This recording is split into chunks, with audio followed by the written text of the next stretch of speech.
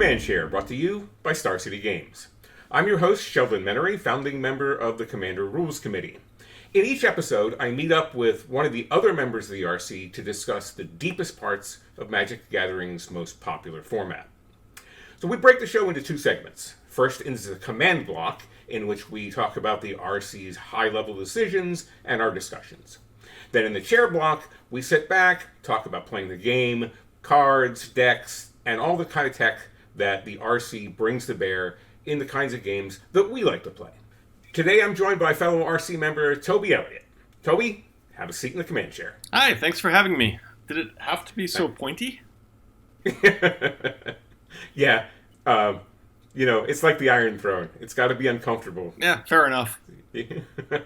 So since this is your first appearance on the show, please refresh everybody on your Commander resume. Sure, I started playing Commander way back in the Dark Ages. I was fortunate to be on the Pro Tour doing judging at the same time Sheldon was, so I got to see the very early days when Lord of Tressorhorn was running wild across the fields, and things were generally pretty chaotic, but it was obviously incredible fun. I got to watch Sheldon play a game with, I think Geese was in it, and a few other people, and insanity ensued. So I said, I got to be part of this, and this was Kamigawa era?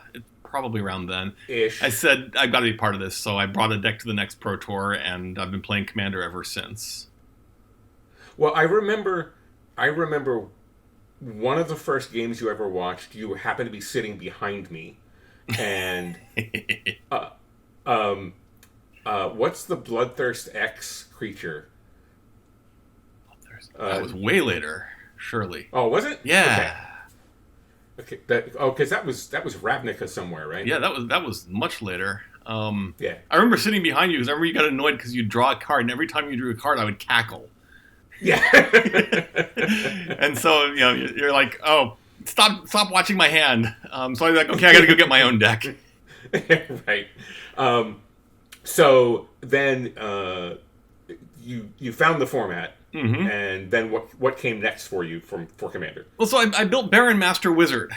And I built Baron Master Wizard because Baron Master Wizard was a 1/1, and at the time, all commanders had to cost 6. That was the rule. You just rounded up to 6 for your first commander cast. And actually, it was the only time they could. And I thought, okay, everybody's running around with these giant dragons. Wouldn't it be funny if I just had a 1/1 that bounced things and annoyed things? And generally, one of my goals with that deck was one day I will kill somebody with Baron Master Wizard. Right. Never actually achieved that, but it was a goal. I built that deck and I brought it to the Pro Tour, and it was a mono blue deck. It bounced, it shifted permanents around, it stole things. It was insane, and I have no idea how to play it. It's mostly because there's just so many decision paths, and it just caused chaos constantly, which was great, which was the goal of the deck in many ways. Right. And it turned out that, back in the day, that was a good enough deck to be successful. I won my fair share of games with it, and I kept that deck around for probably 6 or 7 years. Yeah. So you've taken it apart a long time? Yeah, I tend to take decks apart after a few years. At some point they become... I played them enough, and I'm like, this isn't giving me the experience I'm looking for in Commander anymore, and I'll go and build a few more decks and replace the ones I currently have. Right. So I tend to keep a rotating cast of 5 or 6 decks at any given time. So what's your favorite at the moment? At the moment, I have a Niv Mizzet Reborn deck I've just put together. It's every single non-land in the deck is gold.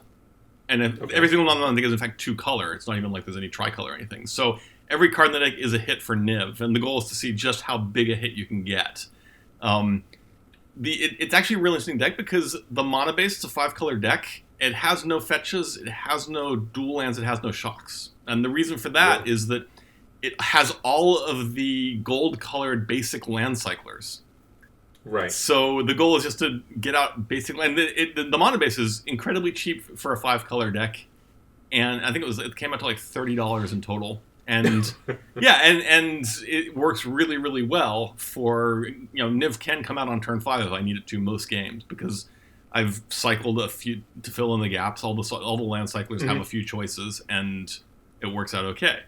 But so that deck's been really fun to play. It's definitely embracing the chaos. There's not really, I mean, there's a couple of tutors in it, but nothing like egregious. And you just get a whole bunch of random, fairly powerful gold spells and start casting them. Have you hit 10 yet? No, the best I've done is 8. No, that's still not. It was terrible. A spicy draw, but I haven't hit the 10. So what got you onto the Commander Rules Committee? Well, I think you can answer that question better than I can. I mean, back in the day, I've always been one of those judges known as one of the rules guru judges. And I suspect that, obviously I've been good friends with Sheldon and Gavin for many, many years. And I suspect that they said, we need somebody to come in and instill a little discipline on the rulesy parts of the format. And so you called me up and said, hey, you want to be involved? And I was like, of course I want to be involved. I get to hang out. Now, you're also involved in other very high-level projects in Magic. Yeah. Why don't you share what those are? Yeah, so I'm still a high-level judge. I don't judge as much as I used to, of course, right now. Not very judging much at all. Right. But I am the judge in charge of tournament policy.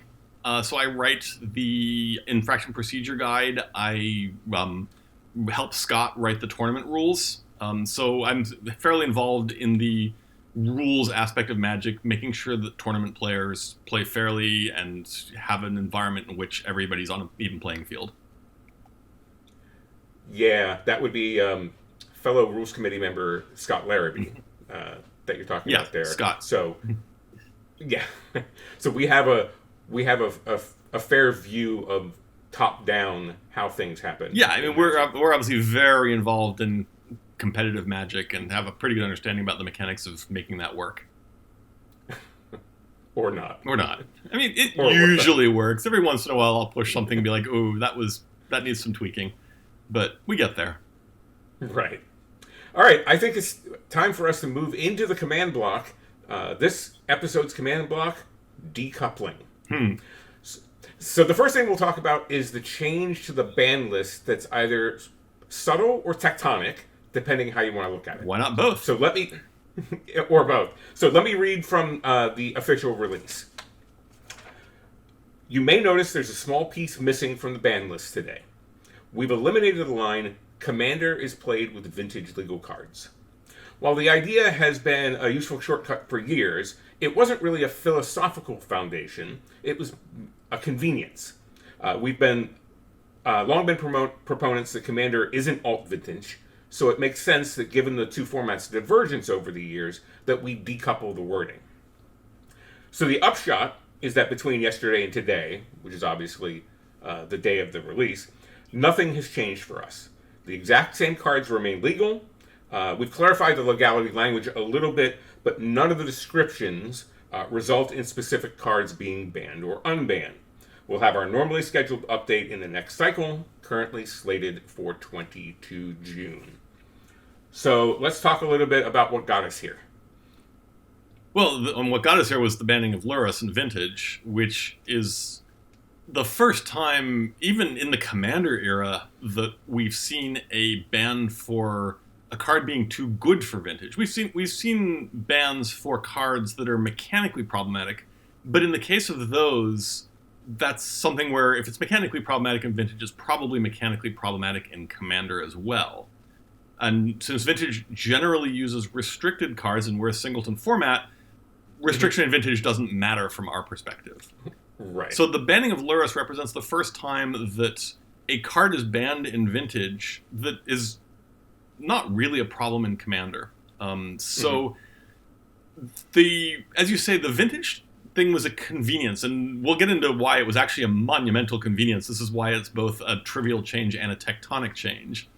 That was just a convenience for shorthand so that we didn't have to write a bunch of wording about what a card is or what makes a legal card. The Vintage, of course, is defined in the Magic Tournament rules, and the Magic Tournament rules have large sections on card legality and then Vintage legality.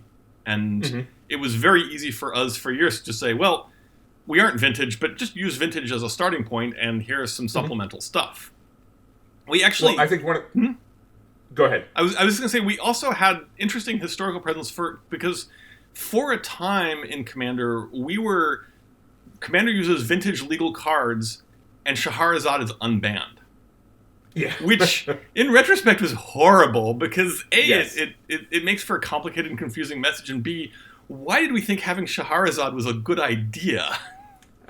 We had lost our minds. Yeah, at some I mean, point. I don't know. we for some reason we decided, we just want to be slightly different, so we're going to put in Scheherazade. And eventually we came to our senses. We said, no, that card's miserable.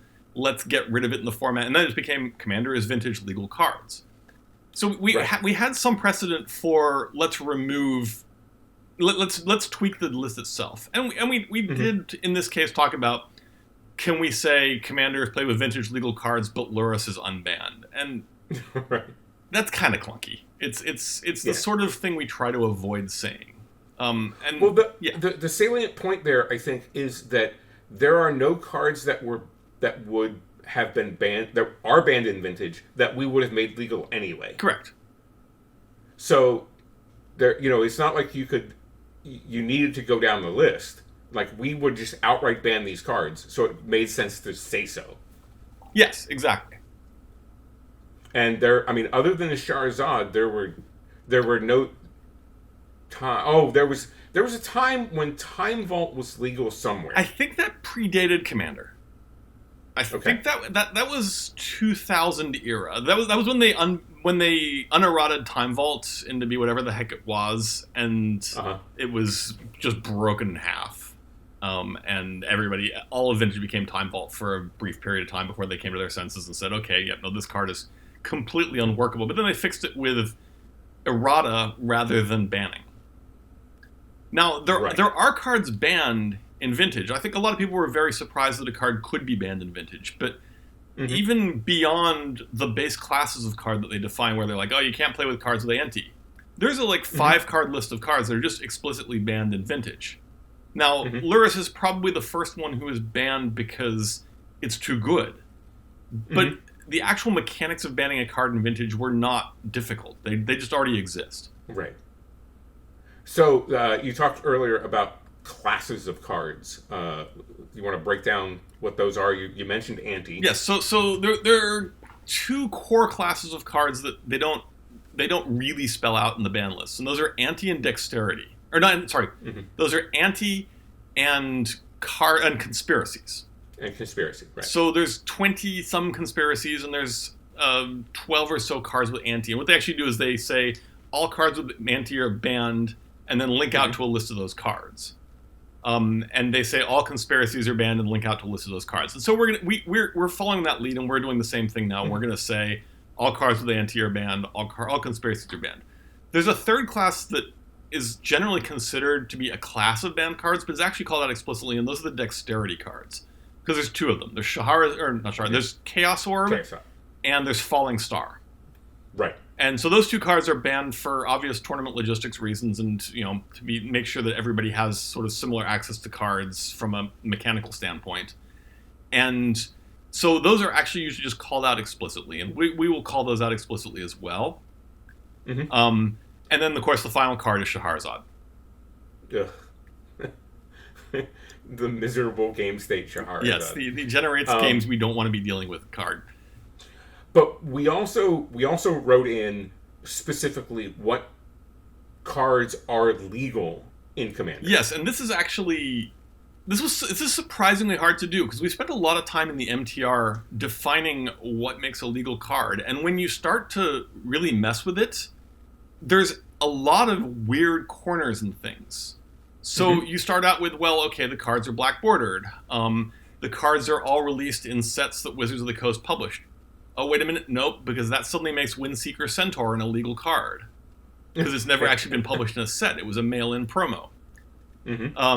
You have to, for example, the rules of Magic don't prevent you from throwing an oversized card into your deck. Right. They don't prevent you from technically they don't prevent you from putting an ace of spades in your deck. So the first thing you have to do is you have to define what a legal card is. It has to has a magic back. That is the most common way we identify a card. But it has to be black bordered or white bordered, but silver bordered isn't okay, gold bordered isn't okay. Borderless is kind of weird. Yeah. And then of course you have to be able to play reprints of cards that were printed in sets. And then you're like, okay, now we're done. We finally identified that. And then you realize that Wizards released the Heroes of the Realm cards. Now, most people probably don't even know what a Heroes of the Realm card is. Right. It turns out inside Wizards, when a team does something really amazing, they get a Heroes of the Realm card, and it's a themed Magic card that looks exactly like a normal Magic card, but is weird and wacky and somehow related to whatever the team's work did. They're structurally playable Magic cards. Some of them are just broken in half because, of course, they're never tournament legal. Nobody cares. Right. I think M''Odo is probably the most famous of them. Modo lets you effectively play Mormir Vig Basic as your commander. Right. Those are actually black-bordered, normal Magic-sized Magic cards. Which is why we have settled on publicly released by Wizards of the Coast. Those were only released privately and internally. Publicly released gets us all of the normal stuff that appears in sets, plus the 3 cards that appeared in book promos that haven't been reprinted elsewhere. Sewers of Estark, Nalothni Dragon. Rysorian Badger, Windseeker Centaur. Rysorian Badger, yeah. Nalothni Dragon got printed somewhere, I think. Well, it got printed as a Dragon Con promo. Yeah, no, I mean, I think it got printed somewhere else that made it legal. Huh. Or I think there's only 3 listed on the digital. And of course, the other card that was printed as a book promo is, of course, Monocrypt. Right. But that one was printed in a set. It was in one of the master sets. So that one actually doesn't need a special vintage exception. But anyway, so the net result here is nothing happens, but we have to put in a bunch of verbiage to explain what a Magic card is and which Magic cards are okay to play in the format, which largely amounts to everything that you thought you could play. We're good, let's go. Yeah. Going back to the Heroes of the Realm cards, we certainly declared that, sort of by fiat, that if one of the players who's earned that card, whose name is actually printed on the card, because they are printed down there. So if Ali Steele or David McDarby sits down in a game with you and wants to play their Hero of the Realms card, be okay with me. Oh, absolutely. I mean, I would. They'd be fun to play with occasionally, but yeah, they're busted in half. Yeah, I played 2 or 3 games with Ali and Modo, and it's you have to kill it on sight. Pretty much, yeah. And there's like a Chandra variant that like the game support team got, which is insanely. I mean, they're all great cards and they're all super fun. And if you've actually got one and you earned it the traditional way, we're totally fine with you playing it. Yeah, but we're not going to make it legal for the format. So this update that we made is unusual because it's out of cycle. We certainly had some discussions about how to do this and should we do it now. Go ahead. No, go ahead. We certainly came down on the side of let's be as clear as possible as soon as possible. Yeah, and this is a case where since we're not actually changing anything except the verbiage. It doesn't. I mean, we could secretly, in the middle of the night, just do this, and nobody would notice, and nothing would change, which makes it okay. Well, except for I certainly in the last week there were rumors and there was speculation, especially after Wizards of the Coast had announced, hey, on 5/18 there's gonna be a update. So the speculation started getting pretty rampant, and I got a number of DMs that said, "So if a card," and a number of them actually named Luris, is illegal in Vintage, does that make it illegal in Commander? Yeah, no, I mean we clearly needed to have an answer in place, but in terms of a rules cycle update, because it isn't really a rules update in a traditional sense, and nothing changes from nobody has to change a deck. Which I think is the thing. Which, if there'd been something where we managed to make people have to change their decks, that would have been very awkward. We value greatly the idea of this consistency that every quarter after the pre-release, this is the day you can expect Commander changes. Yeah. That's very important to me, especially as like a rules person who is trying to communicate rules to a less invested audience than the rules that we usually communicate. So yeah, I think that's a very, very important point. You know, a lot of folks say, well, you know, these are not difficult rules to parse or understand, but those are the invested players. Those are the heavily invested players. You know, when the discussions came up for banned as companion or banned as companion commander, the concept is not difficult. It's messaging it to the less invested player, which is the problem. Yeah, when we do MTR changes, we do not worry about how technical or how complicated they have to be, because we know the audience for them is paying attention constantly. Whereas here, with our updates, we want people to know, yes, they happen on this cadence and this regularly, and we will do our best, Lutri, to never do an announcement outside of the expected cycle that you're going through. So, you know, your decks are, we make an announcement, your decks are good for a quarter, you don't need to worry about anything or think about anything. Yeah. And that has value. Yeah, because it lets people just play. Exactly. And so in this particular case, we're making a mid-cycle update, but it's a mid-cycle update that actually, if you'd never heard it happened, would change nothing. Correct. So, and that was to me, that was the very, very important part. Right, exactly. That's why I was comfortable making, if this had been, as a consequence of this, these 4 cards are now banned, or these 3 cards are unbanned or something, I would have fought pretty hard to say, okay, Lurrus is not legal till the next update, we will figure out what's going on then. But because it's a no update, it's okay. Yeah, we certainly talked about the idea of doing nothing and just announcing that Lurrus was either legal or illegal. Yeah, I think, and just clarifying, and that just seemed like, well, that seemed like we weren't paying enough attention. Well, I mean, surprisingly, I like to make sure we have rule support for everything we do. I don't want to be like waving our hands and saying, oh yeah, it just works, it'll be magic. Even, you know, people accuse us of waving our hands to make companion work, and then we showed how we did it, and they're like, oh, okay, yeah, actually you have rule support for it, it works okay. I will always fight against us waving our hands to make anything work. But this was a case where, having done this work previously, we knew what had to be done to make it vintage legal, or make vintage legal words turn into real things. It's just a bunch of extra text that, you know, ideally we didn't have, but is fine. It's not a big deal. And yeah, one of the things that's important to me here is that sort of decoupling the vintage wording means we're not backed into any corners ever. So if, you know, in the next cycle, if in Core 2021 there's some busted vintage card that gets banned, we don't have to do or say anything. We'll probably clarify and remind people, but there, you know, no action has to be taken. So we're not forced into any specific actions based on the vintage ban list. Yeah, I mean, there's obviously the flip side of that, which is the next time they release a new conspiracy-esque set with some completely bizarre card that doesn't work, we have to explicitly ban them. Yeah. They won't. Well, we can't hide behind vintage ban them, so we're good. Right. Well, but I mean, it's pretty easy for us to list out. Oh, sure. And you'll see in our website update, it's easy to list out, just like the mothership does. You know, conspiracies. Yeah, anti-cards. We just have to remember to do it. Right.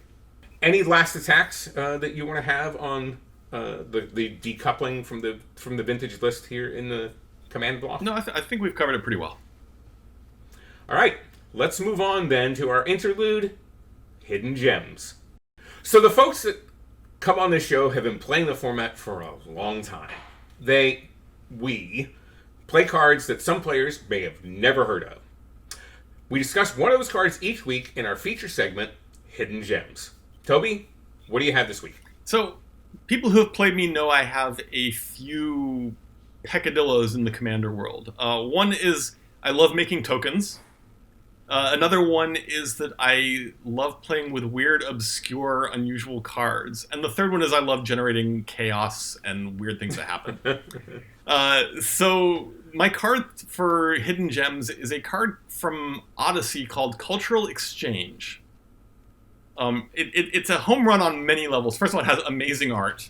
And it has an amazing title that would never fly in Magic today, I suspect.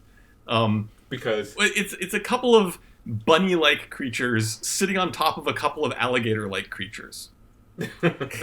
So it's got a level of whimsy that's unusual. Right. And the art's great. It's a Darren Bader piece. And the card itself essentially says, exchange any number of creatures you control for that many creatures somebody else controls. So in all of my decks where I'm busy trying to make random 0/1 or 1/1 tokens, the number of decks I have with Care Keep or Springjack Pasture in them is not zero. Right. So I'll be generating these things, and of course everybody else is generating ridiculous giant monsters, and Cultural Exchange lets me trade them and get all their randomness. It goes into almost every deck I play that has blue in as one of the first cards. And it gets cut a large-ish number of times, but I'm always sad to do it, and I'm always happy when it stays in for a while and I get to play with it. So it's a card when it works, it's just so much fun to play with, and such a cool card that I try to make it work wherever possible. It's a sorcery. It's a sorcery, yes. And it costs what? 6. Blue 4, I believe. Blue 4. Okay.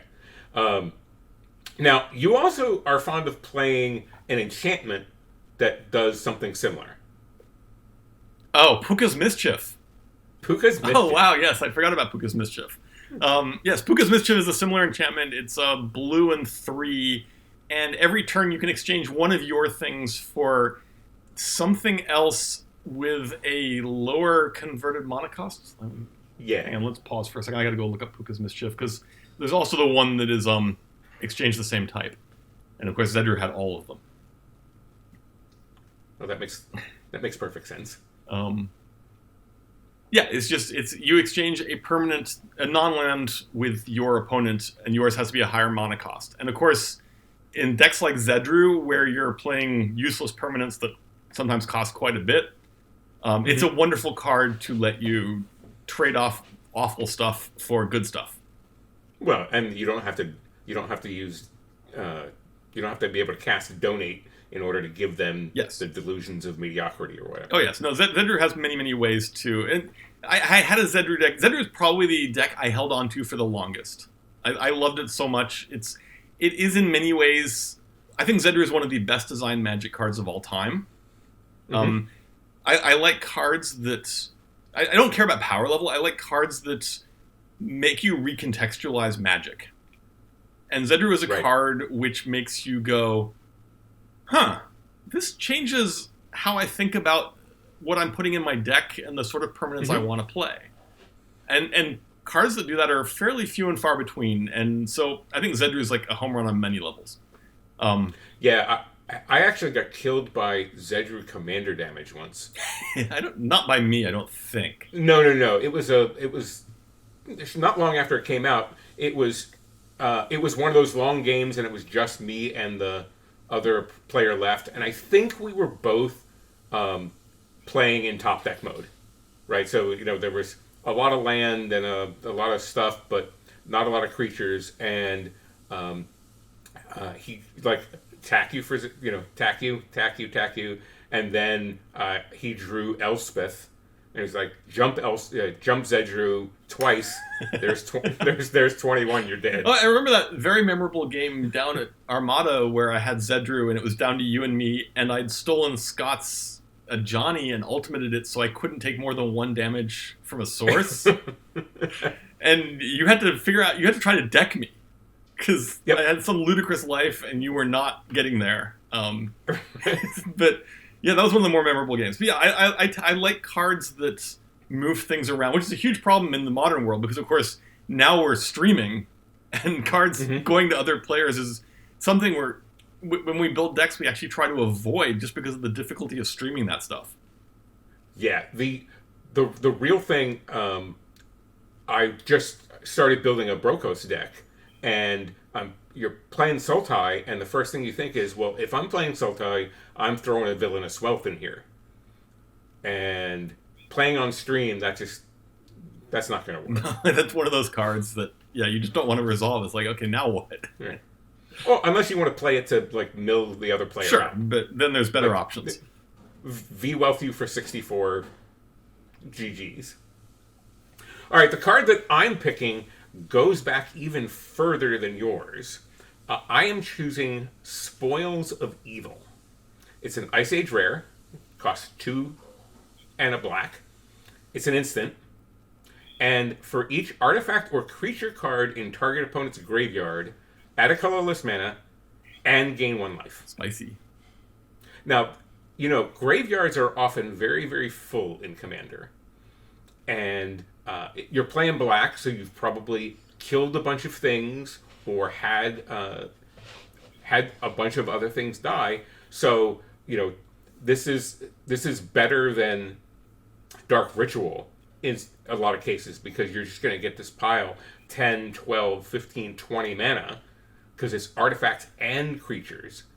And then also you're going to gain some life. So you've got a turbocharge into more turbocharging. You also get to bring back the Avatar of Woe phase. That's right. Okay, everybody, how many creatures do you have in your graveyards? Right. And as a special bonus, it's got art by one of the greatest Magic artists of all time, in Quentin Hoover. Oh, yeah. Rest in peace, yes. As a matter of fact. Mm-hmm. So, in Hidden Gems, we're going to keep going back and back and back. Hopefully, we'll find some cards for you that you've never seen before. In this week's Chair Block, we're going to sit back and talk about the Commander RC Twitch channel and playing a variant sub-format.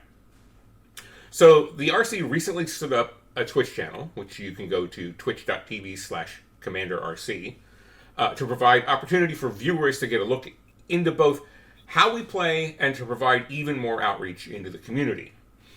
So, Toby, when I shared the idea with you a few months back, what were you hoping for us to get out of the channel? Mostly outreach to the community. Give them an opportunity to... It's sort of evangelization on a certain level. Show the community the sort of Commander that we think is crazy fun and we want to encourage people to play. Show them that the decks, we were able to do crazy, wacky things that aren't seen in normal competitive formats. And so highlight things like alternate formats and different ways of playing, and just generally give people an idea about what the RC is about. Yeah, I think it's a good idea to show like what we consider a baseline game. I frequently talk about the Commander's core demographic, and in some respect we are them, and that's because the appeal of the format reached out to such a broad audience that brought in people who saw things very much like us, in addition to other folks at the far extreme ends, the super dirtly and the super high powered. Yeah, I'm always a little nervous about saying we're the core demographic. We are in certain ways, like in terms of gameplay and style. We're the core. We built this format to be something we loved, but there is a flip side to that, which is nobody is ever going to accuse us of not being highly invested in Magic. like you're this is a conversation between two of the 20 most invested Magic people in the world. So I know I spend a lot of time trying to get out of my head and into the heads of less invested players, because if I was building a rule set for me, it would be pages and pages and pages long, change constantly, et cetera, et cetera. So it's true that we are the core audience from here's the sort of wacky thing we want Commander to be, but we aren't necessarily the core audience in terms of here's how we need to implement it. Right. Yeah, I was thinking about that as you were talking about it, as as it applies to like Rule Zero discussions and whatnot. And while we may have an idea of what we want and like out of the game, we probably enjoy a level of privilege that other folks don't enjoy when it comes to insisting on the kind of game that we're going to play, or that we'd like to play. Just random person saying, "Well, this is how I want to play," is going to be met with some resistance. Whereas, if you or I are the guest at a command fest or something, the people are going to go, "Yeah, okay, I guess."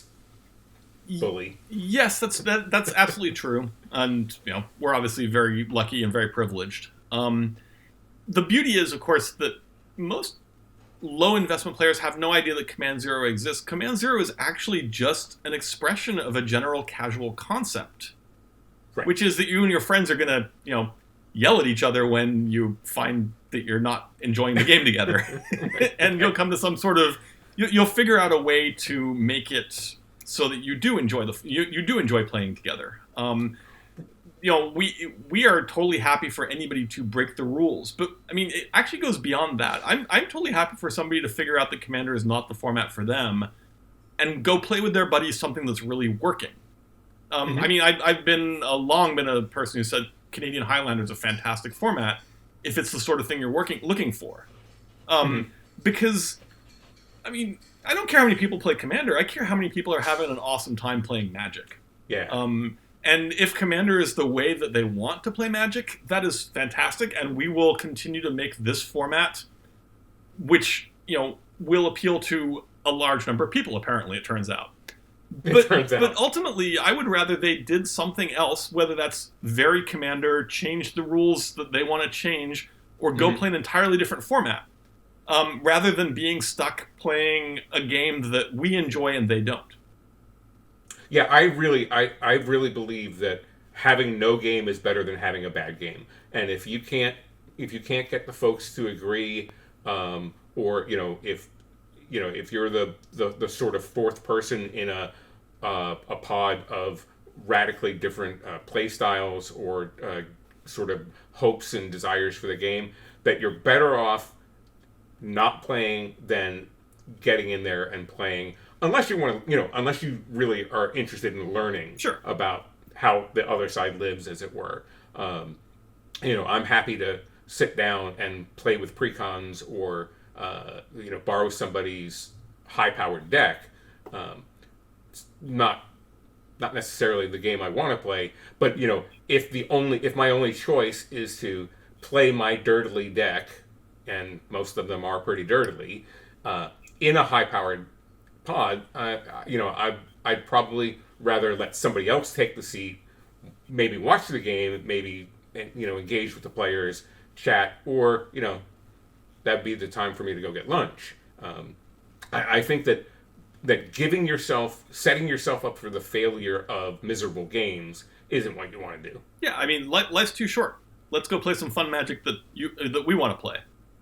Yeah, we all have limited amount of leisure time, and I hate to see people spending it in a way that irritates them. Exactly, and that's the beauty of Magic, is that Magic is infinitely configurable. Even setting aside Commander versus the various other constructed formats, if it's not working for you, and you have 4 people handy, there's Solomon drafts and Winston drafts and all sorts of weird things that you can do that are absolutely valid ways of playing Magic that structurally are very different from the Commander experience or the constructed format experience. So there's almost always a way to get 4 people in a room and find a format that everybody can enjoy. Yeah, I agree. 100% agree with that. Speaking of finding formats that everybody can enjoy, on the first stream, we played 10 Ticks Commander. Why don't you give folks a brief rundown of the variant? So 10 Ticks Commander it's very simple. It's regular Commander, but you take your deck, you plug it into MTG Goldfish or one of their price sites, and it has to come out at less... Ignoring your Commander, the rest of the deck has to come out at less than 10 tickets. Total. Which affects the format less than you would think. The biggest impact is you can't play the traditional ridiculous mana base. Fetches are out, shocks are out, dual lands are out. OG duels are out. Yeah, all those sort of I'm playing a 3-4 color deck. I'm just going to go and throw in this many of these and this many of these. You can't do those. Right. Most tournament staples are out. The actual big driver of prices in Magic Online is, of course, what's played in Legacy, what's played in Pioneer, what's played in Standard. So you don't, you might be able to sneak in a few Standard playables, but you can't. You aren't going to go in. Gitaxian Probe is going to cost you way more than you're going to be willing to pay for your deck. Now, interestingly, there is a small impact from Online Commander. So there's some fundamental Commander staples that are also, aren't going in your deck. You can't play Sol Ring. Sol Ring's like how many? You can like 4. It's 8 or something. It's a lot. Yeah, it was 8 or 9. Yeah. So you probably can't get away with playing Sol Ring. Right. And there's other similar fundamental staple cards of Commander that aren't in there. But other than that, most of the sort of bomby rares and splashy things that you want to be throwing into these decks are available to you. Yeah, I was pretty surprised when I started looking at the list, and I mean, I adapted a deck I already had, and only had to take out maybe 8 or 10 cards to make it fit. The Sol Ring probably being, and the Solemn Simulacrum being another one, which was like 4 tickets, I think. But yeah, I was surprised at not just how expensive some were, but how cheap other ones were. Yeah, there's not a lot of correlation between online price and real world price of these decks. Right. So I adapted my Azuri Claw of Progress, which was basically a retool of the Precon, and put a few kind of spicy cards in. Took out the entirety of the good mana base. But I figured, hey, I'm playing 2 colors. I think you can almost always, and this is in normal Commander too, I think in 2 colors you can get away with playing almost all basic lands. Yeah, almost always. Almost always. Maybe a Terramorphic Expanse and a Evolving Wilds to make sure that you get the one color, the one extra color you need or something. But 2 color mana bases are relatively easy. Yeah, and a lot of the sort of gate style dual lands that come into play tapped are fine in this sort of format. It's a little slower. You can put them in. Yeah, I don't think there are too many times when you have to worry about somebody comboing out on turn 4 in 10 ticks Commander. No, not in the way we play. Yeah. So I played Azuri. Scott played OG Marchesa. Gavin played. What did Gavin play? Sabo Tavok. Oh, Sabo Tavok. Right. He kill all the commanders. And then you played. So I was looking for a deck. I figured this is 10 ticks Commander. It's sort of a fun little variant, and it was not going to be a deck I'm going to keep together forever. It's I'll play it 5 or 6 times and then take it apart. And so I looked for something I thought would be fun for 5 or 6 times and then get boring. And I settled on Baron von Count. For those who don't know, Baron von Count is an uncard. It starts when it's a 3/3 for 3, black red 1, and when you play it, you put a counter on 5, and every time you cast a spell with that number on it, you move the counter down 1. So anywhere on the card. Yes, pretty much. Not just the mana cost, but anywhere in the text box or whatever. Mana cost, text box, power, toughness. And so you play a spell with a 5 on it, and it moves down to 4. You play a spell with a 4, it moves down to 3. Eventually, it moves down to 1, and you play a 1 spell, and it destroys target player and goes back to 5. So I was like, this is the sort of thing which is going to be fun for a few times. I'll blow up a few players, and then we'll retire the deck, and we're done with 10 ticks Commander. Yeah. And so now, I built it from scratch.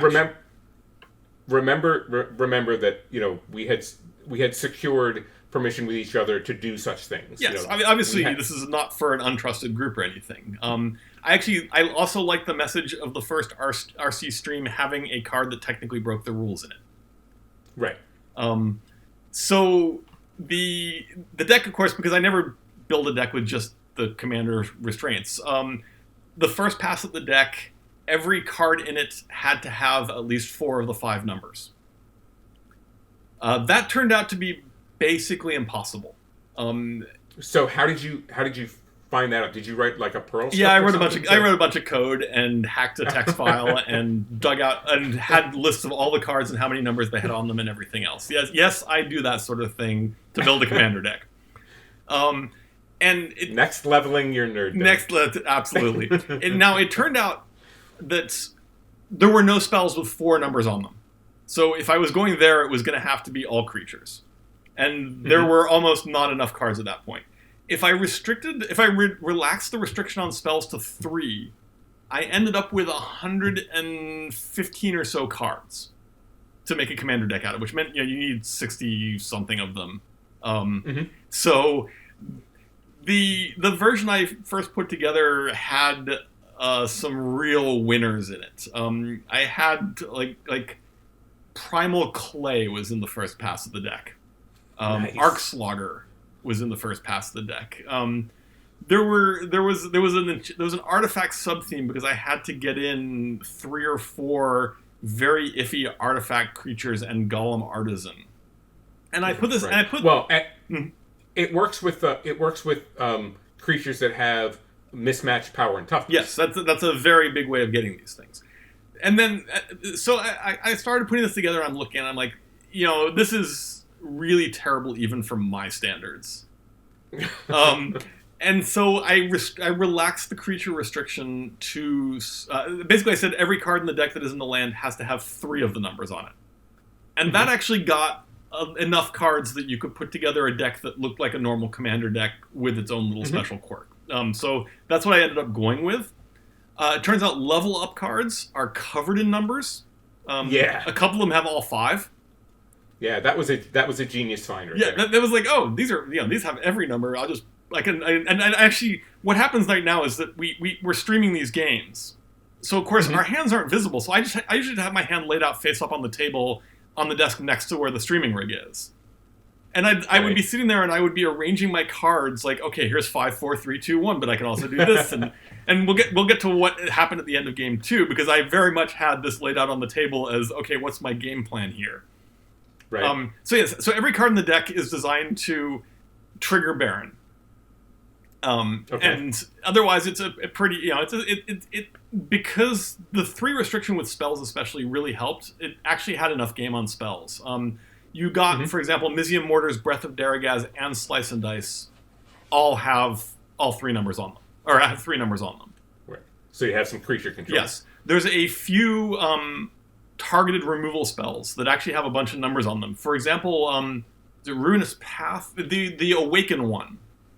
The destroy target creature or planeswalker awaken 4 has 3 numbers on it because there's an awaken cost, there's a casting cost, and there's a third number on there somewhere. But I guess Bolster and Amass would help out too. Yeah, well, none of those had enough numbers. Yeah. But yes, it's sort of along those lines, and so the deck actually played out. In fact, in game 2, we saw when we got into a situation where I could not play Baron von Count, the deck itself was actually capable of playing like a normal commander deck and doing commandery things, like attacking you for 21. But the primary game plan was get down Baron von Count on turn 3, and then play 1 or 2 spells a turn and see if anybody could avoid the laser on the moon. Right. Yeah, that in the one game, Scott Marchese's deck was making a pretty hostile environment for creatures. Well, so keeping Baron von Count out. That wasn't the problem. Your Equilibrium was a problem. My Equilibrium was also, which was so cheap. Again, when I was building the deck, I'm like, maybe I want to bounce my creatures. So I looked at Crystal Shard, and it was 4 tickets or something. Yep. It was, it was kind of dumb. I was like, well, I can't play that. And then found Equilibrium at 0.02 ticks. And I was like, oh, well, I'm going to have some creature control. Because Azuri is clearly about playing a bunch of small creatures and getting the experience counters going. So that you can then smash face. Yeah, and of course, the thing you didn't know and we didn't know going in was we weren't like talking about the commanders in advance. So you are not extensively, and so you didn't know that you'd be facing black red, and black red white. Right. Enchantments were not going to get off the board. Right. It just wasn't going to happen. So it turned out any enchantment anybody played was going to affect the board for the rest of the game. And of course, Equilibrium is a huge problem for Baron von Count. Because every time you bounce it back to hand, it resets the counter back to 5. Yeah. But yeah, so that was a weird quirk of those games, is that we all, for some reason, decided black-red was the way to go, except you. Yeah. My acidic slime did some work in both of those games. Yeah, well, you had options, because you were running green. But your enchantments were just not getting touched. Yeah, but there were... How did... Somebody got rid of a couple of them. Oh, Scott played... was that Scott played Martyr's Bond? No, but it would have to have been Scott, because Scott had the white. Yeah. So Scott might have had the occasional enchantment removal.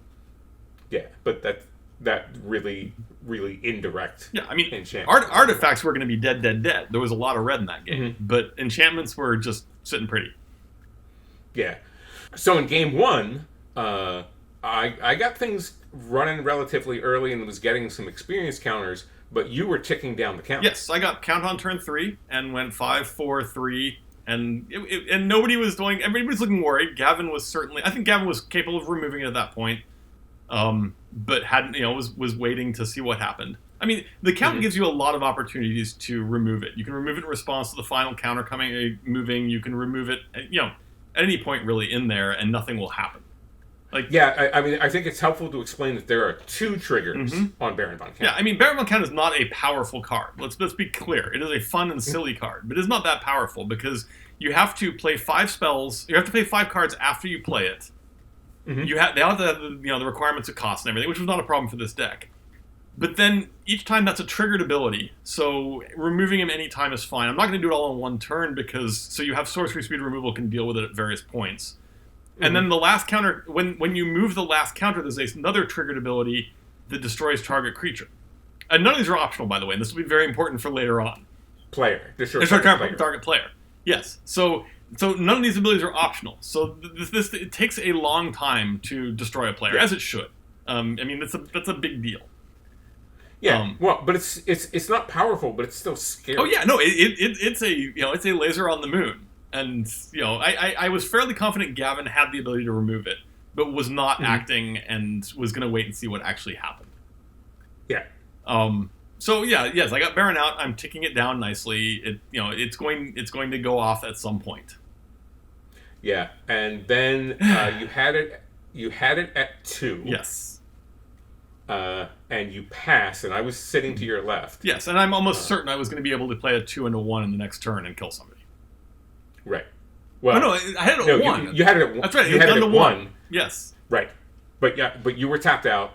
So then on my turn, I played Reigns of Power, grabbed it, and the only reason I did that was because I had a card in my hand that I knew I could use, and that was Kozilek's Predator, which has 1 in the text box because that's the amount of mana that the spawns give you, and plus there's 0/1s. I think the mana actually is in the reminder text. It's a C, right?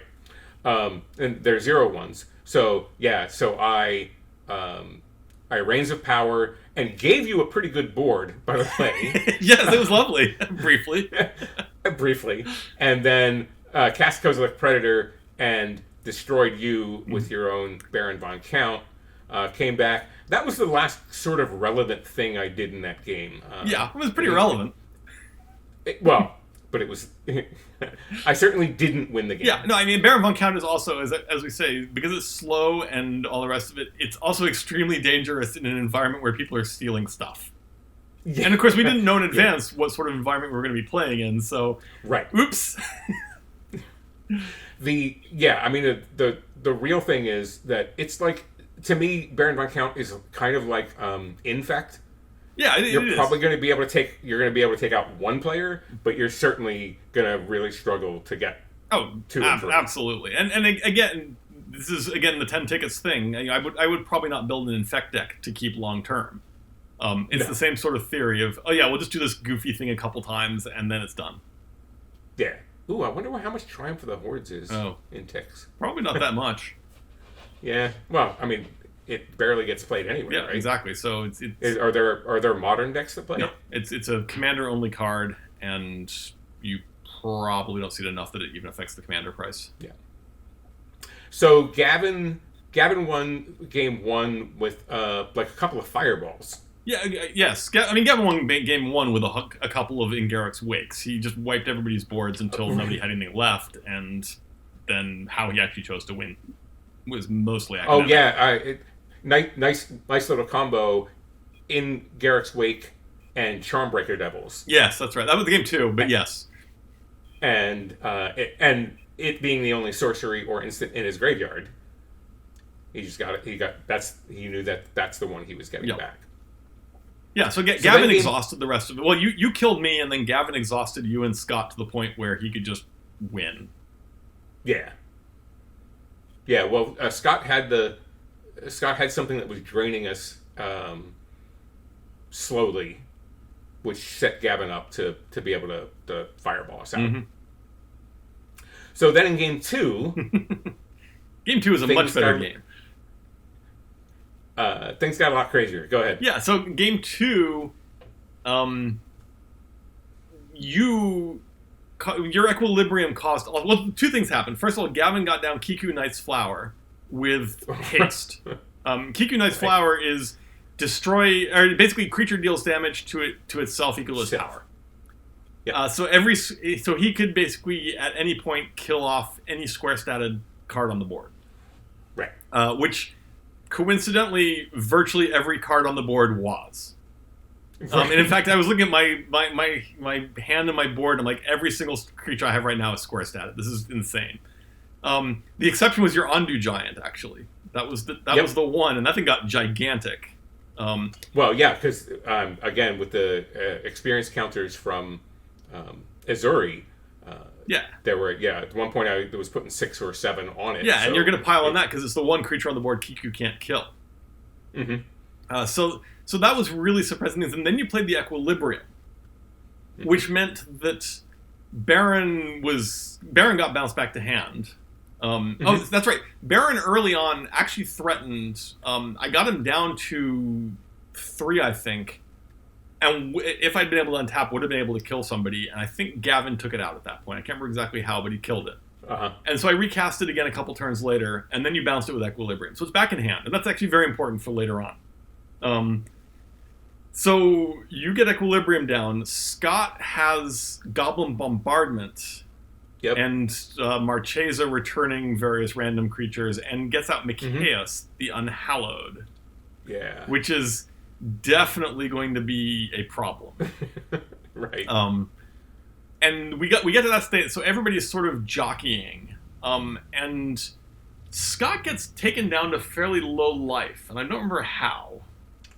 I think I hit him with the Ondu Giant once. Okay, yes. Eventually I kill... For like 8, but was like 18. Yeah, eventually I kill the Ondu Giant. I remember it being too dangerous to allow to live, and my board at that point isn't that exciting. What I do get down is Yarix, the Dominaria legend that is a 4/4 dragon that if you kick it brings down another 4/4 dragon.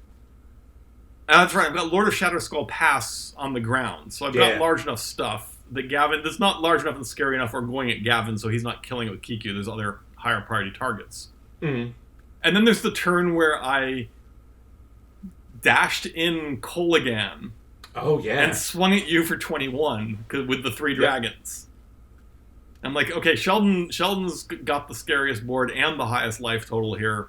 Let's come in and bring you way down. I think you were like, he wasn't going to kill you. You were at like 30 at the time. 38. Yeah. But it was going to be enough to like bring you to a low enough point. Also, on turn 1, I had played Spine Rock Knoll. And I knew the card under that was Perforos, which... was far and away the most expensive card in the deck. It was like 2.5 tickets. Sure. But I knew that if everybody was vaguely low, I could start angling for a Perforos kill. The deck's not designed to kill with Perforos. It's not going to like pump out 15 counters or anything. But if everybody's at 6-8 life, it starts getting pretty dangerous. So I figure I get you down. Scott's already down, and Gavin's not. Gavin's middle range. And of course, you being you have Spider Fog. Well, yeah, obviously. Because of course you do. You always have Spiderfog. Spiderfog came in the Azuri deck. Oh, yes. In the precon, because you know, if Azuri is on the battlefield and you Spiderfog, you might be creating a lot of experience counters. Yes. And I think what was relevant in one of those plays was I had enough spiders, which are 1/2s, to kill one of your 4/4s. No, you only made 3. I attacked you with 3. You couldn't kill anything. Oh. Gavin then started picking off the dragons. Well, remember, Kolaghan came back to hand, which is also important for later. Gavin then picked off the 4/4s. Right. Now, at that point, you are starting to get pretty threatening because Azuri is ridiculous. Scott is not. Scott has some threatening stuff, but is at sufficiently low life. He's at like a 5 or something. Yeah, somewhere right around there. And then Gavin's a little bit lower. I think you hit Gavin with Ondu Giant at 1.2. Mm-hmm. And and the one thing I'm doing at this point is I have Azor's Gateway out. Azor's Gateway is an artifact which has 3 numbers on it because you gain 5 life when it flips. Oh, sweet. But I played it for no value just to start card filtering. And I got to the point where I had 4 of the... It flips when you have 5 different converted mana costs under it. And I'd gotten 4 under there, but I actually didn't want to flip it for a long time because it's drawing me cards, effectively. Mm-hmm. But I've got Baron in hand and a full grip, and I know that there's no way... You're going to win soon. And in fact, around this time, you played Eldrazi Monument, which... Right. And that's right. You played Eldrazi Monument, you got Gavin down fairly low after that attack. Mm-hmm. So at the end of your turn, I've not got a full grip. I have a complete Baron Von Count sequence, but of course it's 6 spells. Got to play the Baron and 5 spells. So at the end of your turn, I activate the Azor's Gateway, discarding Kolaghan, which is the card that gives me the 5th mana cost, which flips the Gateway. Yep. I have 25 life, which means that I untap and I tap it for 25 black mana, which is going to give me enough mana to cast all the spells that I need to do. Gavin and Scott will die to Baron Von Count. Oh, sorry, Perforos has come out because I swung at somebody for 7 and flipped them in. Right. And so Gavin and Scott will die to Perforos. Yep. And then Baron will shoot you. Yep. And the only thing that can stop me at this point is you having instant speed gain control of a creature. Which he did! Because Reigns of Power is an instant. I again had Reigns of Power, and this time I waited until Toby cast the final one, triggering the first ability of Baron Von Count, then played the Reigns of Power. Now, if Toby has an instant that has a 1 on it, I'm just dead. Yeah, I mean, I was playing around everything, but I could not play around an instant speed gain control of creatures. I'm like, if you've got it, you've got it. I mean, I'm dead next turn anyway. You've got the you've got the Eldrazi horde at this point. Right. So I have to go for it. I'm like, sorcery speed stuff won't do anything useful. You've only got like 4 mana untapped at that point, so it's literally, I suspect, Reigns of Power or bust. And so I go for it, and you've got it. And so 2 games, and I get killed by Baron Von Count twice. Twice. That's the way. See, and we'll remember those. Oh games, gosh, yeah. Right. If somebody had just won with an overrun or fireballed people out, they were good games, but we wouldn't remember them. Yeah, no. We're going to be telling the story of Baron Von Count for a long, long time. Oh, absolutely. I mean, the example I always use for this is, and again, it's a game I didn't win, was you may remember a game we played in Florida with Seamus, and I think Geese was the 4th. And it was back in the day when we had the meme of whoever casts Time Stretch always wins the game. Right. And I had the Ulash deck with a gigantic horde of tokens that was going to kill the table if you let me get it back around to my turn. And Seamus it's me, Seamus, Geese, then you. And Seamus cannot stop me. And he looks at his hand, he says, I got nothing. And he casts Time Stretch on Geese. And so Geese takes 2 extra turns, finds a way to deal with me. And Seamus wins the game, thus proving it was correct. to give somebody else... Well, if you play Time Stretch, you always win the game. But yes, that game, I've told that story millions of times. I lost that game, but it was so much more memorable than if I untapped and killed everybody. And it just killed everybody. Yeah. Yeah, well, I mean, we always say, create the memory, create the games that everybody will want to remember, not the ones that they'd like to forget. Exactly. Those were fun games. I don't know how many more times on stream we'll be playing 10 Ticks Commander. I'll certainly keep the deck together for a while. Yeah, I mean, if we started, if we decided we wanted to play it on a more regular basis, I would build a less gimmick deck. I mean, it's still me. It's going to have gimmick, but right. It would be less, Baron von Count. Baron von Count has killed 2 people, which is sort of the goal of the deck. Now, it happens that they both were me, but, right. It's done its thing. So if I retired it today, it would be like, oh yeah, that was a fun... It's like that deck I bought to Pro Tour San Juan, which the Child of Alara deck where every single card was a morph, and you were all really, really confused. Right. Because I played the first one like, oh, it's Willbender. I played the second one, you're like, it's the Kanar. I played the third one, you're all like, what the hell? And then that was back in before we had a lot of good morphs. So it was a terrible deck. It was a gimmick. It was fun. It was for one event. And I view this as the same thing. If we want to play 10 Ticks Commander, I'll probably swap to something a little less goofy and direct. Yeah. I mean, Gavin is certainly our resident variant format expert. Yep. And on the official website, he actually posts a format of the month. I wouldn't mind us playing with the Blind Eternities map at some point. But I think pretty regularly we'll probably swap off between playing in a sort of normal Commander and then... maybe in the following week play some variant format. I think it's important from an RC perspective to show that we live by sort of the creed we set out, which is modify these games, do fun things, interesting things that make for more fun for you.